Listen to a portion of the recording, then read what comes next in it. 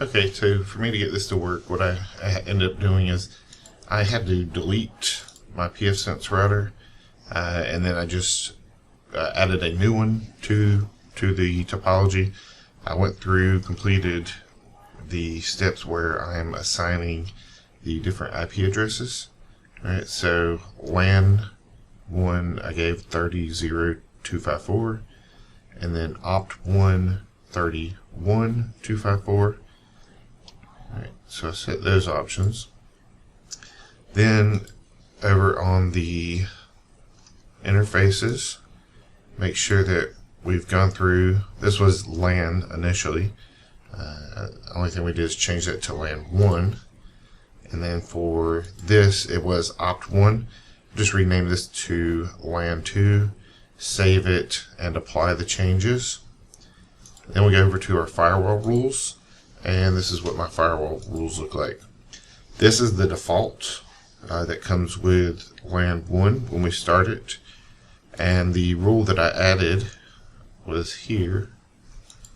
If I go into the rule, again, I want to make sure that we pass on LAN 2, and we want this to allow any protocol, since we're going to be sending ICMP traffic. Select any. Source, make sure we select LAN 2 net. Right. And then down here you'll save and make sure you click update. Alright, so now I'm going to go back into GNS3, and this still looks the same. I noticed, even though I can right click this, or I can double click this, I'm going to try to ping what is workstation 1, which is 172.30.0.2, and it's working. So again, I had the same issue that many of you guys were having, where it was not allowing the traffic through. I did notice initially I was able to ping from 2 to 4, but I could not ping from 3 to 2 or 4 to 2. Back into GNS3. I want to go from here, and I want to ping 172.30.0.2, and it's working.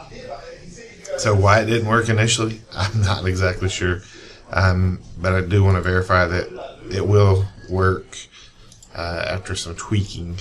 Again, my big thing that I made the change on was I ended up just deleting this and starting over.